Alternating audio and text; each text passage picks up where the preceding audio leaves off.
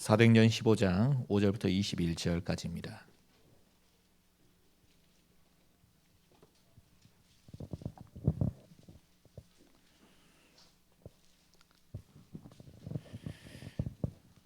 사도행전 15장 5절부터 21절까지 제가 먼저 읽겠습니다. 바리새파 중에 어떤 믿는 사람들이 일어나 말하되 이방인에게 할례를 행하고 모세의 율법을 지키라 명하는 것이 마땅하다 하니라. 사도와 장로들이 이 일을 의논하려 모여 많은 변론이 있은 후에 베드로가 일어나 말하되 형제들아 너희도 알거니와 하나님이 이방인들로 내 입에서 복음의 말씀을 들어 믿게 하시려고 오래 전부터 너희 가운데서 나를 택하시고 또 마음을 아시는 하나님이 우리에게와 같이 그들에게도 성령을 주어 증언하시고 믿음으로 그들의 마음을 깨끗이 하사 그들이나 우리나 차별하지 아니하셨느니라. 그런데 지금 너희가 어찌하여 하나님을 시험하여 우리 조상과 우리도 능히 매지 못하던 멍에를 제자들의 목에 두려느냐. 그러나 우리는 그들이 우리와 동일하게 주 예수의 은혜로 구원받는 줄을 믿노라 하니라. 온 무리가 가만히 있어 바나바와 바울이 하나님께서 자기들로 말미암아 이방인 중에서 행하신 표적과 기사에 관하여 말하는 것을 듣더니 말을 마침매 베드로가 대답하여 이르되 형제들아 내 말을 들으라. 하나님이 처음으로 이방인 중에서 자기 이름을 위할 백성을 취하시려고 그들을 돌보신 것을 시므온이 말하였으니 선지자들의 말씀이 이와 일치하도다 기록된 바. 이후에 내가 돌아와서 다윗의 무너진 장막을 다시 지으며 또 그 허물어진 것을 다시 지어 일으키리니 이는 그 남은 사람들과 내 이름으로 일컬음을 받는 모든 이방인들로 주를 찾게 하려 함이라 하셨으니 즉 예로부터 이것을 알게 하시는 주의 말씀이라 함과 같으니라. 그러므로 내 의견에는 이방인 중에서 하나님께 돌아오는 자들을 괴롭게 하지 말고 다만 우상의 더러운 것과 음행과 목매어 죽인 것과 피를 멀리하라고 편지하는 것이 옳으니 이는 예로부터 각 성에서 모세를 전하는 자가 있어 안식일마다 회당에서 그 글을 읽음이라 하더라. 아멘. 본질로 돌아가라. 본질로 돌아가야 되죠. 그 안디옥 교회를 중심으로 해서 이방의 전도문이 많이 열렸었죠. 그런데 거기에서 함께 유대인으로서 유대교회 사람들이 개종을 해서 복음 안에 들어온 거죠. 많은 사람들이. 그 사람들 속에 그 각인된 것, 뿌리 내린 것, 체질이 된 것이 바꿔지지 않아가지고 오히려요 복음을 듣고 예수 믿고 이렇게 했던 이방인들에게 뭐를 하냐면은 할례를 받아야 된다. 그래야 구원받는다. 모세 율법을 그대로 지키고 살아야 그래서 구원을 받는다. 이런 일들을 뒤에서 이렇게 돌아다니면서 주장을 하고 이렇게 다녔어요. 지도자들 급들이 또 그런 거예요. 또. 그래서 초대교회에 문제가 크게 생긴 겁니다. 예루살렘 교회에 전부 다 모여서 이제 총회를 하게 된 겁니다. 총회에서 이 베드로가 증언하고 바나바와 바울이 이방인의 문에 어떻게 하나님께서 여신 것과 하나님의 역사를 보고하고 베드로는 나서서 이런 이야기를 하나님께서 이방인들에게 복음을 문 열어주시고 성령으로 저들에게 역사하셨고 그래서 세례를 줄 수 있도록 이렇게 문을 열어주셨는데 우리가 누구간데 하나님이 하시는 일을 이렇게 반대하고 그러겠냐. 이방인들을 괴롭게 하지 마라. 이런 한마디 하고 난 다음에 총회장격인 야고보 사도가요 이제 정리를 한 겁니다. 자 그러면서요 야고보 사도가 나서는데 그 아모스 그 구약에 있는 선지자들의 말을 인용해서 이야기하는 거예요. 얘기하면서 이방인들에게 짐을 지우지 마라. 다만 우상의 더러운 것과 목매어 죽인 것과 피를, 음행과 피를 멀리하도록 이렇게 각처에 편지를 보내라. 이렇게 하면서 이제 바나바와 바울이 다시 안디옥으로 돌아가는데 이제 신라가 거기에서 로마 그 예루살렘 교회 지시를 받고 같이 동행을 하죠. 요게 그 내용이 베드로가 한 얘기하고 야고보 사도가 한 얘기가 지금 우리가 읽은 그 본문 내용입니다. 이스라엘의 본질이 뭡니까? 초대교회의 본질이 뭐죠? 사도행전 1장입니다. 예수님께서 십자가에 못 박히시고 부활하시고요. 부활하신 예수님께서 특별히 제자들을 불러 모았어요. 감난산으로 오라. 그리고 감람원이라는 곳, 우리 쉽게 이해하면 기도원 같은데 거기 가가지고 이렇게 하나님 나라에 대해서 깊이 설명을 하십니다. 예수님께서 40일 동안 부활하셔서 이렇게 나타나시고 이렇게 이 땅에 머물러 계셨는데 중심이 그 감람산이었어요. 감람산. 제자들을 세우고 제자들에게 집중적으로 하나님 나라의 일을 설명하고 미션을 주신 겁니다. 미션을 주시고 미션을 이룰 수 있는 능력도 약속하셨어요. 그게 본질입니다. 이 본질, 이스라엘의 본질은 더 나아가서요. 아브라함이요. 조상 아브라함. 하나님께서 한 민족을 선택해서 세상의 수많은 민족들을 구원하시기 위해서 아브라함을 불러가지고 한 민족을 조성하십니다. 아브라함과 이삭과 야곱의 후손들이 이스라엘이죠. 그 아브라함을 부르실 때 하나님께서 하신 말씀이 뭡니까? 너로 인하여 네 씨로 인하여 천하 만민이 복을 얻을 것이다. 복음을 받을 것이다 그 말이에요. 그리스도를 보내주시고 그리스도를 통해서 모든 만민에게 구원의 축복이 임하는데 너를 사용하실 것이고 네 후손 이스라엘을 사용할 것이다. 이게 본질입니다. 아브라함의 본질은 뭐겠습니까? 아브라함의 본질은 다른 게 아니에요. 창세기 1장입니다. 창세기에 보면은 네 사건이 나오죠. 창조의 사건, 타락의 사건, 노아의 사건, 바벨탑의 사건. 네 사건이요. 그리고 네 인물이 나옵니다. 아브라함, 이삭, 야곱, 요셉. 이 족장들이요. 이게 본질은 뭡니까? 아브라함의 본질. 창세기 1장이에요. 그게 본질입니다. 하나님께서 창세기 1장 26절에 우리가 우리의 모양대로 사람을 만들자. 이렇게 했는데요. 우리가 쓰는 그 하나님의 우리라는 단어는 성삼위 하나님을 표현하는 겁니다. 성삼위 하나님께서 인간을 창조하실 때 27절 우리가 하나님의 형상, 우리의 형상대로 사람을 만들고 이랬어요. 하나님의 형상이 사람 속에 들어있는 겁니다. 그것으로 인하여 모든 동물과 짐승들과 구별이 되는 거예요.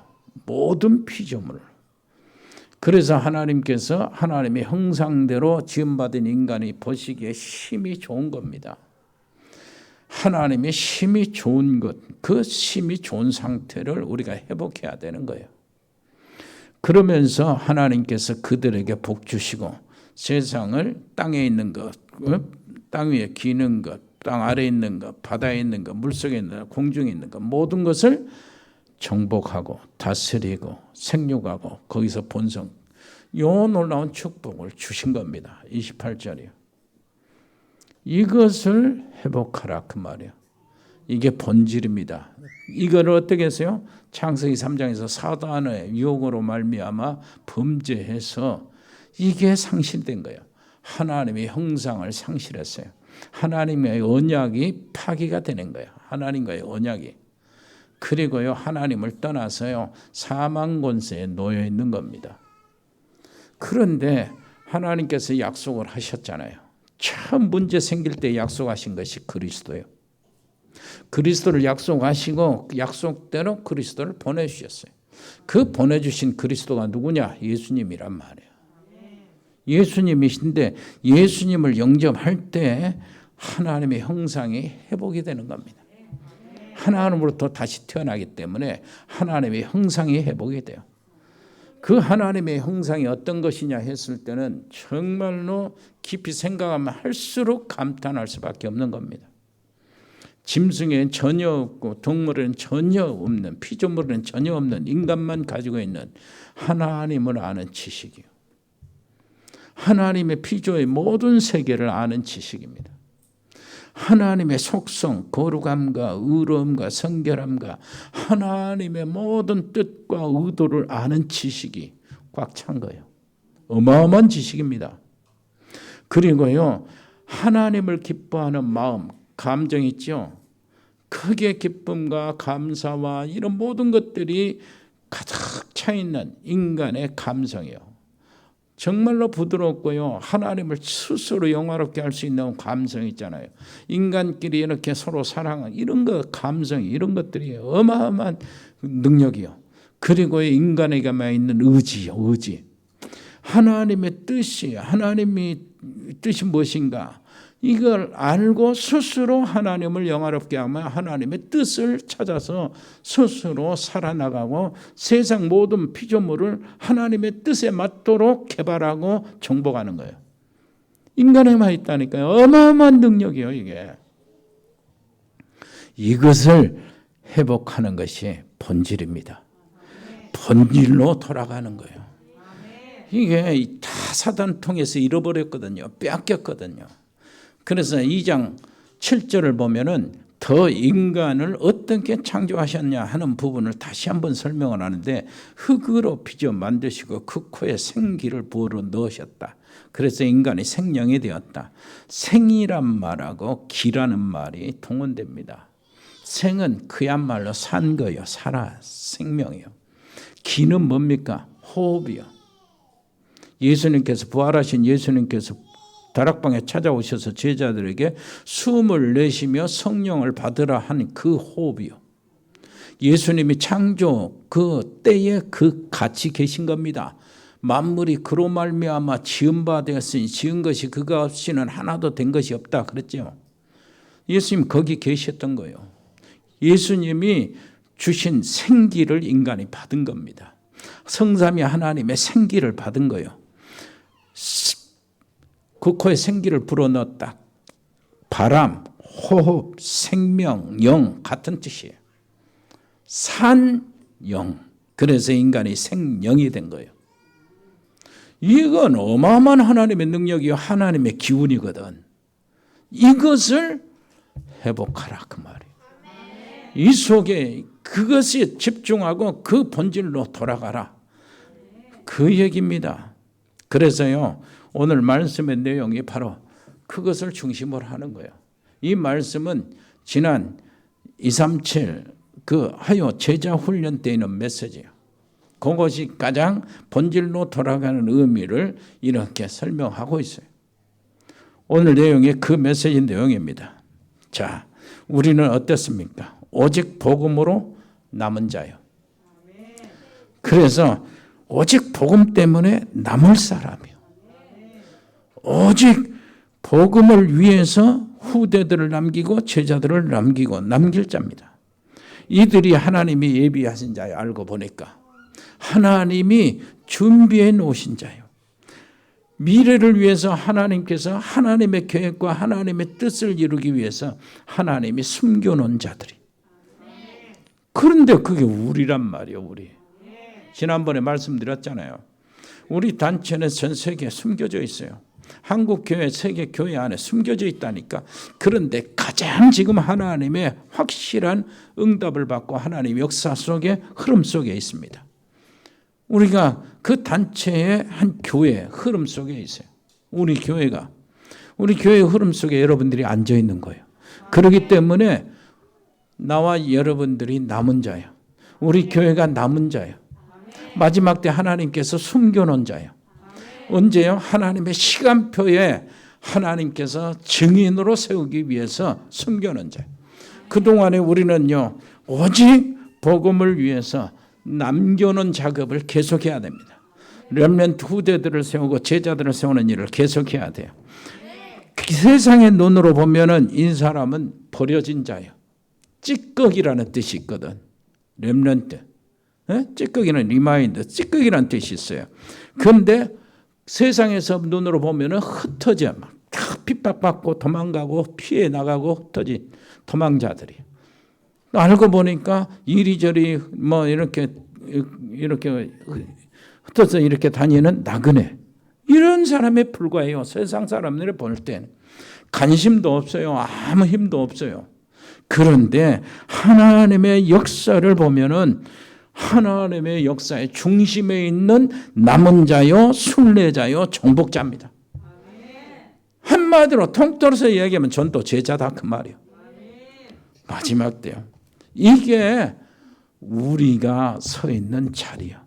하나님이 우리를 그렇게 인정하는 정말로 멋지고 복된 자리에 있는 것입니다. 자, 주님께서 감람산에서 뭐 했습니까? 그 이야기요. 키워드입니다. 집중인데요. 40일 집중하셨어요. 그리고 제자들이 와서 주님 미션을 받고 제자들이 와서 다락방에서 10일 동안 뭐 했냐? 그것도 집중이에요. 10일 동안. 그것이 키워드입니다. 약속대로 성령이 오순절이 와서 성령의 능력을 받았어요. 제자들이 나가서 현장에 나가서 복음을 전합니다. 그런데 복음을 전하는 복음 선교의 그 피치가 어디서 이루어지냐? 사도행전 17장 데살로니가, 사도행전 18장 고린도 선교, 그리고 사도행전 19장 에베소 선교에서 그 피치로 올라가요. 어마어마한 역사가 거기서 일어납니다. 그런데 거기에 중심 진원지가 어디냐? 해당이에요. 해당. 다 해당입니다. 그러면은 이 해당에서요 하나님의 역사를 하셨는데 이 하나님의 역사의 그 빛이 선교의 최고의 정점에 올라갔을 때 바울은요 거기서 그치지 않고 눈을 돌립니다. 로마도 보아야 하리라. 거기서 이제 시작이 되는 거예요. 로마 복음의 기초가 거기서 일어납니다.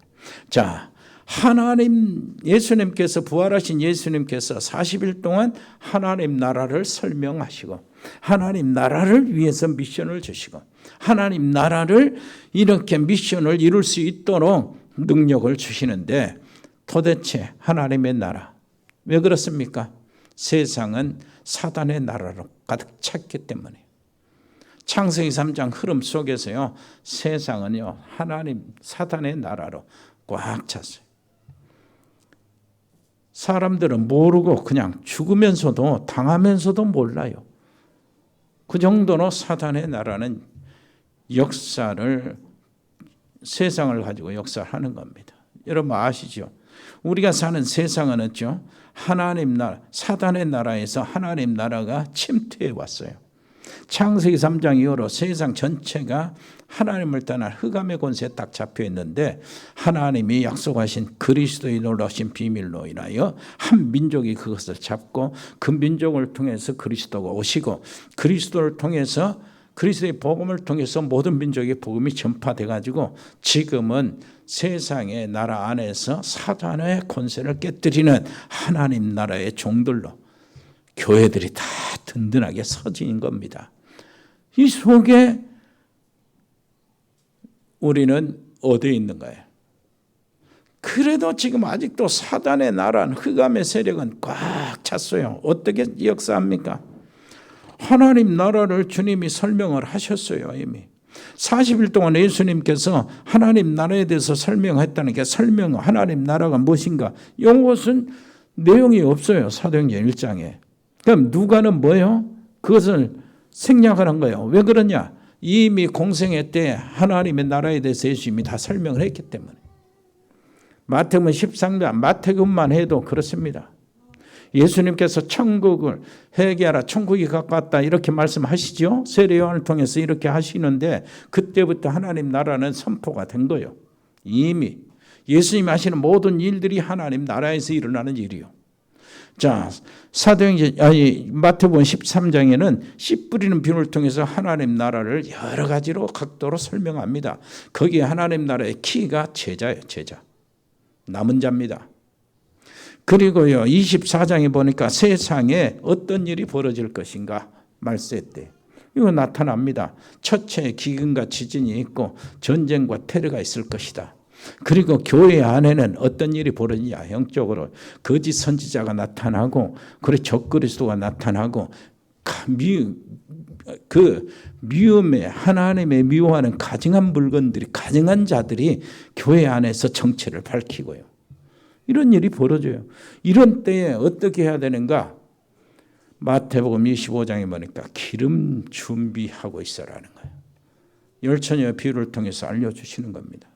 그리고 사도 바울은요. 세상의 말세 때에 어떤 일이 벌어지는가 디모데후서 3장 1절 6절 보니까 정말로 적나라하게 설명을 합니다. 말세에 고통하는 때가 이른다 그래요. 결국은 네피림이 일어나요. 사단날에 정사와 권세 이 어둠의 세상에 동원이 되고요. 이 세상 풍속, 우상, 종교를 만들어냅니다. 3단체가 사탄의 도구가 되어 있는 거지요. 첫째 기근과 전쟁, 테러가 일어납니다. 거짓 선지자, 적그리스도 일어날 것 한없이 일어나요. 그 정체를 나타내고 노아의 시대와 같은 시대가 재현이 되고요. 미움에 가증한 자가 일어나서 정체를 드러내고 인간성이 완전히 파괴가 되는데 사람들이 발악을 합니다. 자기 사랑, 돈 사랑, 자긍하고 교만하고 해방하고 부모를 공격하지 않고 감사치 않으며 무정하고 온통함을 풀지 않고 참소하며 절제하지 못하고 사납고 선한 것을 좋아하지 않고 배반하고 조급하고 자고하고 쾌락을 사랑하기를 하나님 사랑과 더하는 거예요. 이 상태요. 인간의 말살이 완전히 인간성이 사라지는 시대, 고통하는 말세의 때입니다. 이 속에서 뭐합니까? 사단의 나라를 굴복시키고 정화시키는 것이 우리의 왕 그리스도 나라 하나님의 나라의 기능이에요. 그런데 이 미션을 우리에게 주신 겁니다. 이 미션을 내가 받은 거예요. 여기에 속해 있다는 것이 얼마나 영광스럽냐 그 말입니다. 이 하나님의 소원을 하나님이 나를 통해서 이룬다는 것 정말로 이거는 영광이 아닐 수 없고 그것만 해도 너무나 감사할 수밖에 없어요. 이 우리 존재 가치가 거기서 나오는 거예요. 하나님의 백성들이 거의 다 이 영적 사실을 모르고 그저 살아가는데 하나님의 백성이 그런다는 수많은 교회 성도들이 이 영적인 사실을 모르고 그저 살아갑니다. 사단에 그냥 다 속아 다 당하면서 살아가요. 그런데 우리에게는 이 실상을 알려주고 우리를 용사로 부르신 겁니다. 이게 얼마나 큰 축복인지 우리 교회 얼마나 큰 축복인지 그래 이 나라의 깃발을 우리에게 주셨습니다. 나가서 꽂으시라 그 말이에요. 승리하시기를 바랍니다. 그래서요 이 하나님의 40일 집중의 의미는요 바로 그겁니다. 하나님 나라의 깃발을 꽂으라. 자, 창세기 2장 7절에 보니까 하나님의 형상에 대해서 구체적으로 이야기합니다. 그것이 하나님의 아까 말씀드린 대로 생기요, 하나님의 기운이요, 하나님의 영이요. 그것이 성령의 충만입니다. 그 놀라운 하나님의 성령의 충만, 하나님의 능력, 하나님의 생명, 하나님의 하나님의 기운이 내 속에 있다니까요. 이것을 더 개발하고 이것을 찾아내서 정말로 실제로 내가 살아가는 힘, 원동력이 되게 만들어라 그 말이에요. 하나님이 인간에게 생기를 불어넣으셨어요. 당연히 뭡니까? 초월의 힘이 내 속에서 생길 거 아닙니까? 그것을 놓치지 말고요. 이걸 보고 기도라고 하는데 정말로 하나님께 진짜 집중해서 이 능력, 실제적인 능력을 회복하시기를 바랍니다. 창세기 2장 1절로 18절 보니까 뭡니까? 창세기 2장 8절에 보니까 하나님이 동산에 그걸 에덴을 창설하시고 거기에 사람을 거기에 두시고 거기서 살도록 하셨어요. 그 말이 뭡니까? 내 안에 에덴이 회복되게 하라 그 말. 여러분 가정에 하나님의 에덴이 회복되기를 바랍니다. 이 에덴 동산의 축복을 회복하는 것입니다. 이것부터 되어야 이렇게 제대로 되는 거예요. 정말로 강단을 어떻게 받겠는가? 내가 40일간을 여기에 집중하겠다. 이렇게 받는 거예요. 그래서요, 내 안에 2, 3, 7 살리는 빛이 임하게 하는 겁니다. 예수님이 보내주신 성령으로 충만하라 그 말이요. 이게 본질이라 그 말입니다. 창세기 3장에 사단에게 유혹을 받아 죄를 지었는데 하나님의 형상, 생명, 에덴 이 세 개를 놓쳐버린 거예요. 이걸 놓쳐버린 겁니다. 뺏기고 놓쳐버리고 파기가 되고 이걸 살리지 않고 다른 것 하겠다면은 시작이 틀린 거예요.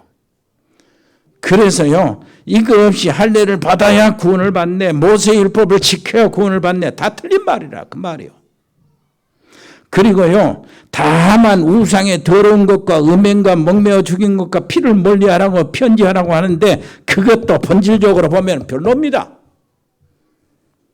우리는 본질로 들어가야 돼요. 먹매어 죽은 것, 보신탕 먹지 말란 말 안 해요. 피를 먹지 마라 말이야. 뭐요? 선지국 먹지 마란 말인데 이게 어떻게 본질이 되냐 그 말이요. 그 본질이 아닙니다.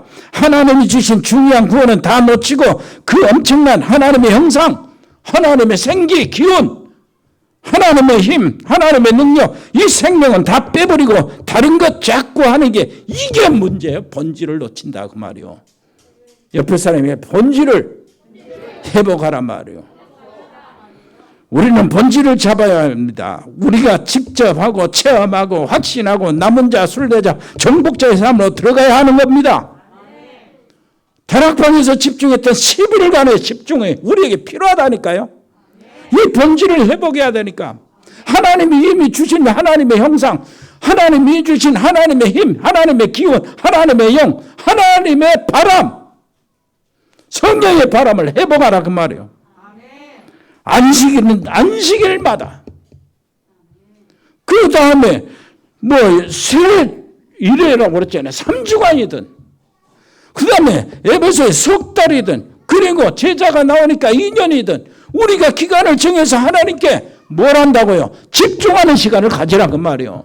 우리 속에 있는 하나님의 놀라우신 생명, 하나님의 놀라운 생명력이잖아요. 가히 하나님의 형상은 가히 전무, 무한대에 해당되는 말인데 그것이 우리에게 있는데 왜 그것을 다른 자들에게 다 놓치고 뺏기려고 그러냐. 방법이 있어서. 아니 사단의 영에 붙잡혀 있는 귀신에 충만한 자들, 뉴에이지나 이런 자들이 3단체 이런 자들이 거기 엉뚱한 데서 그 능력이 어마어마한 능력을 나타내서 사람들을 다 끌고 세상 전체 경제와 문화와 엘리트들을 다 끌어가는데 우리는 가만히 있다 그 말이에요. 우리는 영적인 세계에 아무도 무지하고 그냥 얼마나 믿음이 좋은지 가만히 있는 거예요. 그것을 실제로 회복하라 그 말입니다. 10일간의 집중이요. 그것에 집중하라. 마가다락방 역사. 오순절 날이 이미 이름에 출애굽기 새 절기 오순절 날 그러면은 새 절기가 연관이 되어서 나타나야 돼요. 새 절기가 뭡니까? 6월절이요. 이스라엘 백성들이 피 바른 날 해방 받았잖아요. 노예에서. 그 다음에 이스라엘 백성들이 광야에서 하나님 인도를 받잖아요. 이게 오순절이요. 그 뿌리지도 않고 거두지도 않는데 생존에 남은 거예요. 그 백성들이 광야에서. 하나님이 인도하신 겁니다. 그리고 수장절이요. 이제 가나안을 정복해서 이제 가나안을 들어가는데 우리 말할 것 같으면 세계복음화 하다가 하늘나라 가는 겁니다. 예수님이 다시 재림 오시는 게 수장절인데 심판주로 재림하시는 거예요. 자, 6월절은 이미 완성이 됐어요. 구원의 모든 조건은 예수님께서 십자가 위에서요 다 이루었다 하심으로 완성이 된 겁니다. 믿기만 하면 돼요, 누구든지 이제. 그리고 수장절은요 예수님 앞에 천국 가는 거, 우리 그 안에 있으면 천국 가는 거 정해진 거예요. 결정이 난 겁니다. 그러니까 걱정할 거 없어요. 이제 문제는 뭐냐, 내가 이 땅에 사는 동안 사단의 나라와 하나님 나라가 공존하는 이 환경 속에서 내가 어떻게 승리하냐 그 말이에요. 하나님의 나라의 군사로서, 영적인 서밋으로서 내가 사단의 세력, 흑암의 세력을 어떻게 정복하냐 그 말입니다 지금. 그래서요 오순절은 뭡니까? 바로 성령의 역사, 성령의 권능을 잡으라 그 말이요. 성령의 충만을 받으라 그 말이요. 그래서 이스라엘 초대교회가 어떻게 했습니까? 제자들이 예수님의 미션을 받고 내려와서 마가 다락방에서 오로지 기도에 힘썼다 그 말은 오로지 뭐예요? 언약을 붙잡고 있었다 그 말이고 오로지 하나님께 집중했다 그 말이에요. 왜 그렇습니까? 나가면 잡혀 죽는데. 그래서 그것을 뛰어넘기 위해서 하나님의 능력이 필요하다 그 말이에요. 지금 우리가 지금 정말로 하나님 나라의 일꾼으로서, 정말로 전도 제자로서, 남은 자로서, 순례자로서, 정복자로서 요게 없으면 아무것도 못해요. 하나님의 성령에 집중하시기를 바랍니다. 오순절 날이 내 안에 임하도록, 오순절 날이 내 가정에 임하도록. 그게 시대를 바꾸는 렘넌트들이 다 그걸 했다니까요. 모세, 요셉 어떻습니까? 성령이 충만해. 여호와께서 항상 하나님이 함께 하시는 거예요. 모세 호렙산에서 이것을 확신했어요. 호렙산에서 이것을 받았단 말이에요. 여러분 아시죠? 사무엘 어릴 때부터 하나님 언약궤 옆에서 자면서 하나님 음성을 들을 수 있도록 되었단 말이에요. 그러니 어릴 때 하나님의 성령의 충만함을 받았어요. 여러분 알죠? 다윗은 어땠습니까? 여호와의 신으로 그때부터 충만한 거예요. 크게 감동을 받았어요. 여러분 엘리야는 어떻습니까? 엘리사는 어떻습니까? 하나님의 신에 갑절을 받은 거예요. 갑절의 은혜. 이게 시대를 바꾸는 온천이었다니까요. 힘의 온천. 모든 것이 거기서 나왔어요. 이 사람들이 각각 출신이 다릅니다. 이 사람들이 각각 직업도 다르고요. 이 사람들이 각각 환경도 달라요. 상관없어요. 좋아도 인간으로 혼자는 안 되고 나빠도 뭐 안 될 것도 없고 그래요. 무엇이 핵심입니까? 하나님의 능력, 하나님의 권능이요, 하나님의 형상으로 주어진 하나님의 기운으로 주어진 그 생명을 내가 받는 거예요. 하나님의 영을 받는 거예요. 그래서 예수님의 그 미션을 받고 어디로 왔습니까? 다락방에 모인 자들이 바로 그걸 잡은 겁니다. 예수님이 약속하신 것, 아버지의 약속하신 것을 기다려라. 몇 날이 못 돼서 너희가 성령으로 세례를 받으리라. 성령이 너희에게 임하시면 너희가 권능을 받는다. 권능을 받으면 땅 끝까지 이르는데 증인이 될 것이다. 염려하지 마라 그 말이요. 그렇게 되니까 모든 것이 문제가 안 됐어요. 이걸 체험하시네. 여러 가지 나가기만 하면 산재간 문제가 있고 겁날 이런 일들이 상황이 다 벌어졌는데 성령 충만 받고 나니까 아무 문제가 안 됐다. 모든 것이 문제가 안 됐다. 이것을 성령 충만으로 체험하시기를 바랍니다. 옆에 사람이시다. 아무 문제가 안 되는 것을 체험하세요. 확실한 말씀을 체험했어요. 베드로 설교가 바로 그겁니다. 그리고요 확실한 미래가 거기서 나왔어요. 환상을 보고 꿈을 꾸고 이렇게 장래일을 말한 이게 뭐 확실한 미래 전혀 걱정할 거 없이 여기에 집중이 된 겁니다.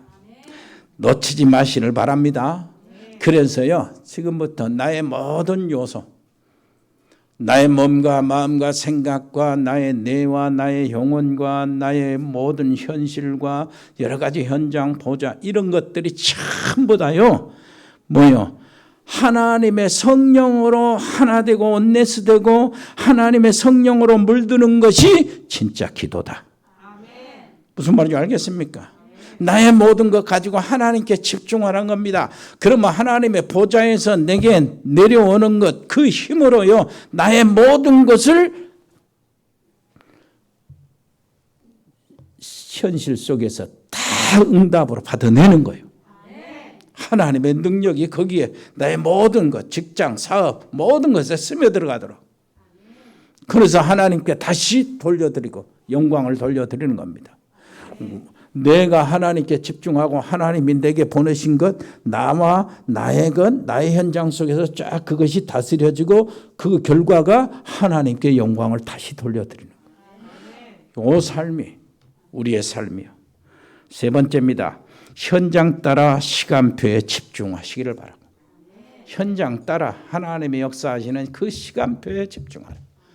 그런데 아까 말씀드린 핵심이 해당이었어요. 이 사람들이. 이렇게 되면 반드시 눈에 안 보이는 열매가 나타나는데 어떻게 나타나나 여러분 꼭 기억하시길 바랍니다. 뭐냐요? 한참 있다가 일어나는 역사도 있고 즉각 일어나는 역사도 있고 응답이 있고 그 다음에요 아무도 막지 못하도록 크게 일어나는 응답 역사가 있고 그럽니다. 자, 요셉의 경우를 통해서 우리가 한번 설명해 볼까요? 즉각 일어나는 것.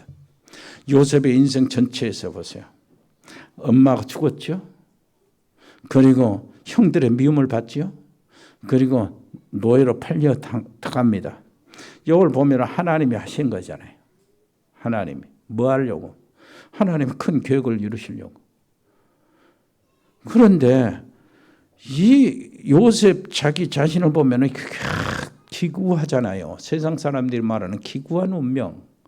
팔자도 더럽게 사납다. 이렇게 평가할 수밖에 없는 그런 삶이요. 요셉은 하나님이 그렇게 한다고 우리는 알고 있지만 요셉은 얼마나 고통스럽습니까? 실제로 당하면. 엄마 죽지. 제일 엄마가 필요할 때. 그리고 참 의지할 거 없는 그 제일 어린 놈을 형들이 그렇게 시기하고 미워하고 구박을 하고 미워하는데 그냥 미워하는 게 아니에요. 죽이고 싶은 미움이요. 그래가지고 팔아버리지. 가책 없이 노예로 팔아버려. 쇠사슬에 묶여서 이렇게 끌려 들어갑니다. 애국으로. 그래가지고 노예 장사들이 통해서 보디바르는 사람이 요셉을 사가지고 노예 생활을 하잖아요. 그렇게 힘든데 어떻게 그걸 견디냐. 그때 주시는 하나님의 은혜가 있어요. 그것 때문에 견디는 거예요. 여러분 어려움 속에서도요. 그때 하나님의 은혜가 있어서 견디는 겁니다. 요셉 한번 보세요. 요셉이 보디바르 집에서 하나님의 형통케 하셨다요. 그 고생하는데 뭐 형통이 무슨 말이 됩니까? 그런데 하나님이 형통케 하셨어요. 보디발에게 은혜를 베푸시고 보디발이 요셉에게 은혜를 베풀게 만들고 그리고 보디발이요 모든 가정의 열쇠 창고 열쇠를 요셉에게 다 일임해 주고 모든 것을 요셉의 마음대로 할 정도로 신이 말해서 그런 것이 위로가 되는 거예요. 그 부인으로 인해서 오해받고 모함받아서 감옥으로 갔잖아요. 감옥에 가니까 전옥이 또 은혜를 베풉니다. 요셉을 특별히 사랑해가지고요. 요셉이 그 감옥 안에서 마음 놓고 돌아다니게 만들어요. 요셉을 절대 신임하고. 그러니까 막 다른 사람 어려운 사람 심부름하고 이런 일로 인하여 하나님이 위로를 받게 하는 거예요. 그 감옥살이에서 하나님이 주신 은혜가 있다 그 말이에요. 이것이 그때 주신 하나님의 은혜래요. 이 은혜가 우리에게 필요했어요. 이 은혜가 있으니까 우리가 여기서 감당하지 어려운 세상. 그리고요 시간이 지난 후에 즉각 일어나는 은혜가 있지만은 한참 있다가 일어나는 응답 은혜가 있단 말이에요. 그것이 뭡니까? 요셉이 30세가 안 됐으니까 나갈 수 없어요. 30세까지는 요셉에게 뭐예요? 그냥 감옥에 있는 거예요. 기약이 없어요. 너는 언제 몇 년 살다가 나갈 것이다. 기약이 없다니까 그 당시에는. 그냥 사는 겁니다. 감옥의 인생이요. 기약이 없어요. 그런데 하나님의 계획 속에서는 요셉이 어때요? 왕 앞에 서야 되고 애굽을 다스려야 되니까 정계 입문하려면 30세가 돼야 돼요. 그 당시에는. 그때까지 기다리는 거예요. 이게 딱 지나가니까 감옥에서 왕 앞에 나가세요. 뭐 하는 거예요? 자, 한참 있다가 일어나는 응답이다 그 말이에요. 여러분 그 속에 그것들을 기다려. 옆에 사람이 옆에 기다릴 줄 알아야 돼요. 제자는 기다리는 겁니다. 하나님의 시간표를 기다리는 거예요. 막무가내 방정 떠는 게 아니에요. 기다리는 거예요. 그 속에서 평안함 속에서 하나님이 함께 하시는 그 속에서 기다리는 겁니다. 이렇게 해서 왕 앞에 나가가지고 왕의 그 애굽을 다스리는 총리가 된 거 아닙니까? 그러고 난 다음에 하나님이 사람들이 절대 아무도 막지 못하도록 크게 일어나는 응답이 있어요. 그 응답의 주역이 돼야 돼요. 크게 일어나는 응답 뭡니까? 애굽 천지에 7년의 풍년이 왔어요. 그리고요 7년의 흉년이 옵니다. 얼마나 심한 흉년이면은 1년의 흉년이 7년의 풍년을 기억조차 못할 정도로 심한 흉년이 온 거예요. 그때 요셉이 모든 대책을 다 세운 겁니다. 모든 창고를 다 써놓고 그렇게 해놓은 거예요. 애굽의 모든 사람들이 요셉의 말에 따를 수밖에 없어요. 왕도 요셉을 따를 수밖에 없고 왕이나 모든 왕의 신하들이 왕궁에 있는 사람들이 요셉을 보면서 바라보면서 아무 소리 않고 따라갈 수밖에 없어요. 아무도 막을 수 없는 그 시대적인 응답이 온다고. 애굽의 주변의 모든 나라 민족들도 식량이 없으니까 요셉한테 와서 사정할 수밖에 없고 엎드릴 수밖에 없단 말이에요. 그 시대에 응답이 온단 말이에요. 그러니까 아무도 막을 수 없는 응답. 콘스탄틴 대제가 기독교를 국교로 이렇게 로마 국교로 이렇게 선포할 때에 이건 아무도 막을 수 없다니까. 이건 시대의 흐름이요. 하나님의 시간표란 말. 하나님의 역사의 목적이 거기에 있었어. 무슨 말인지 알겠습니까? 루터가 종교 개혁을 하면서 이렇게 따를 때에 아무도 그를 막을 수가 없었다니까. 시대의 흐름이요. 이게 이 시대의 흐름 속에 우리 단체가 들어있어요. 우리 교회가 거기 들어있는 거예요. 지금. 보니까 그렇다 그 말. 하나님의 놀라운 역사예요. 옆에 사람이 합니다. 이 시대적인 막지 못하는 응답 속에 들어가세요. 아무도 막지 못하는 응답 속에 들어가는 거예요. 우리가 그 주역이 돼야 돼요. 여러분 놓치지 마시기를 바랍니다. 로마 복음화 배경을 알지요. 이게 시대예요. 어떻게 된 줄 아세요? 로마 복음화 배경은 이렇게 됩니다. 먼저요 노예들에게 버려진 자, 찌꺼기, 나그네 이런 사람들 노예들에게 복음이 들어간 거예요. 노예들에게 복음이 들어가서 어떻게 되죠? 전부 다 귀족들은 전부 다요 힘 있는 사람들 이런 사람들은 늘 자기들 만나서요 정치 이야기, 정치 놀이나 하고 있고 그런 때에 아이들이 노예들과 같이 있었던 거예요. 그러니까 귀족의 모든 아이들이 복음에 들어간 겁니다. 복음에 들어가서 이 아이들이 자라나면서 어른이 되잖아요. 그러면 복음의 호감을 갖게 되는 거예요. 이렇게 가지고 복음이 스며 들어간 거예요. 그래서 렘넌트 운동이 얼마나 중요한지 몰라요, 여러분. 그래서 누굽니까? 콘스탄티누스의 그 어머니도 기독교인이 되었고 그 부인도 기독교인이 되었어요.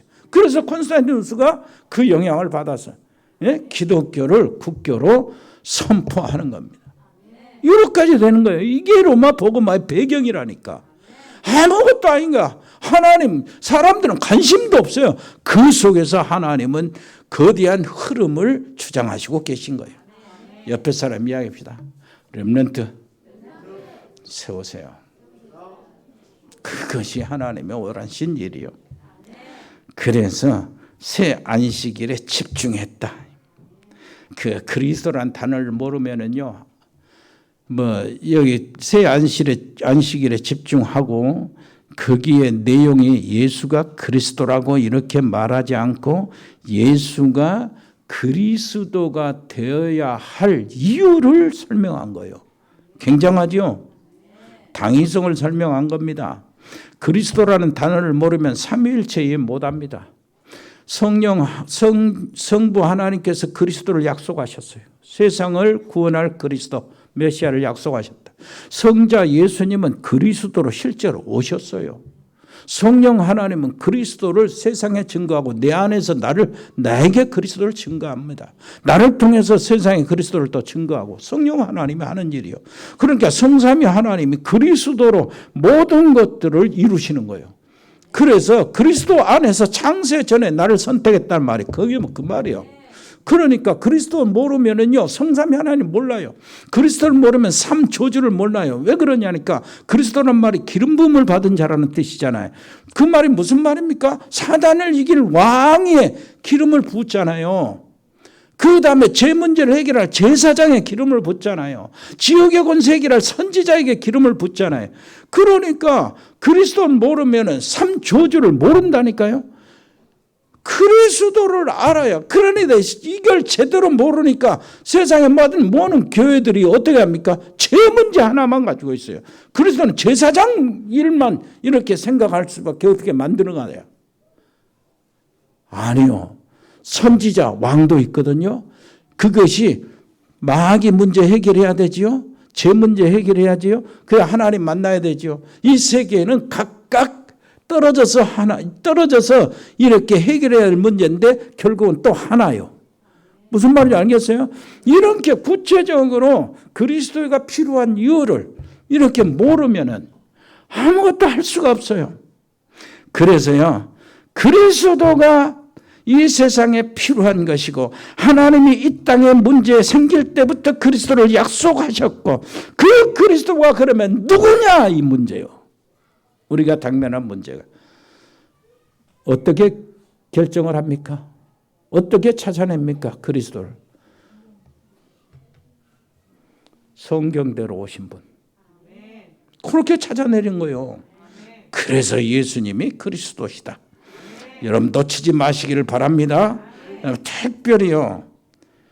진짜요. 말씀을 마치겠습니다. 뭐요? 아침 기도. 낮 기도, 밤 기도를 시작하시기를 바랍니다. 네? 아침 기도, 일하면서 나갈 준비하면서 계속 기도 집중하시고 낮에는 모든 상황, 모든 문제, 모든 만남을 기도로 다 연결시키시고 밤에는요, 밤 기도는 정말로 치유의 역사가 일어난 기도예요. 잠자리에 들어가서 편하게 하나님 앞에 나를 내놓고 하나님께 집중하시는 이 일들을 여러분 꼭 하시기를 바랍니다. 밤에 모든 답을 다 찾아내세요. 그래가지고 정말로 하나님이 응답해 주시지 않으면은 안 될 만큼 내가 하나님께 집중해. 하나님의 마음과 하나님의 소원이 내 소원과 일치되도록. 그래서 내가 온전히 나의 모든 것을 가지고 하나님의 보좌를 향하게 놔도록. 그리고 하나님의 보좌에서 내려오는 능력으로 내가 내 모든 것들을 다스리도록. 내 모든 것들이 하나님의 능력으로 퍼져나가도록.